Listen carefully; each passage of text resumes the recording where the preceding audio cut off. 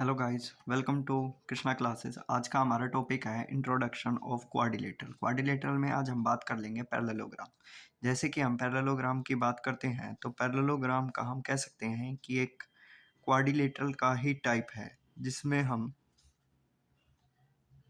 मान के चलो ये कोई पैरेललोग्राम है। ठीक है, पैरेललोग्राम हम लेट कर लेते हैं ए बी सी और D.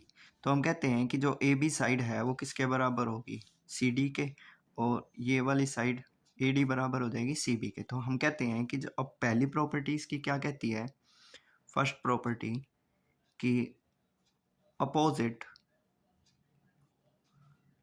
Side of parallelogram are equal. हम कह सकते हैं कि किसी भी पैरेललोग्राम की अपोजिट साइड्स क्या होती हैं, इक्वल। तो हम लिखेंगे कि जो ए बी साइड है वो एक्चुअली में किसके बराबर है, सी डी के, और ए डी साइड बराबर हो जाएगी किसके, बी सी के। यहाँ तक कोई समस्या नहीं। अब हम कह सकते हैं कि दूसरी बात पैरेललोग्राम की क्या होती है कि इसके यदि हम मान के चलो कि ये डायगोनल खींचते हैं, सॉरी डायगोनली जो इसके अपोजिट एंगल होते हैं, जैसे मैं कहूँ एंगल ए और एंगल सी, इसी तरह एंगल बी और एंगल डी। तो हम लिखेंगे opposite angle of parallelogram, opposite angles of parallelogram are equal. तो जो इसके अपोजिट एंगल्स होते हैं पैरेललोग्राम के इक्वल होते हैं। तो हम लिखेंगे क्या कि एंगल ए बराबर हो जाएगा एंगल सी के, एंड एंगल बी बराबर हो जाएगा एंगल डी के। यदि हम यही बात करें, यदि हम कोई कंस्ट्रक्शन करते हैं इसके क्वाड्रिलेटरल के, तो हम कह सकते हैं कि तीसरा, यदि हम पैरेललोग्राम में कोई डायगोनल खींचते हैं ए सी और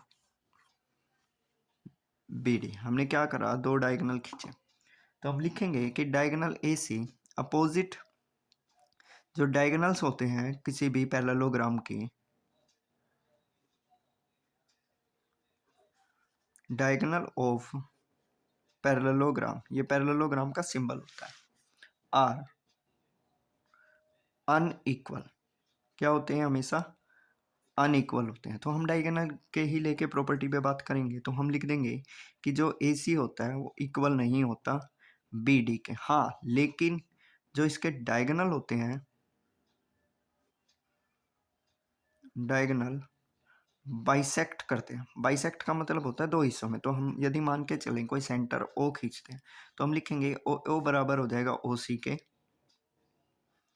ओ सी के, एंड जो बी ओ है वो बराबर हो जाएगा किसके, ओ डी के।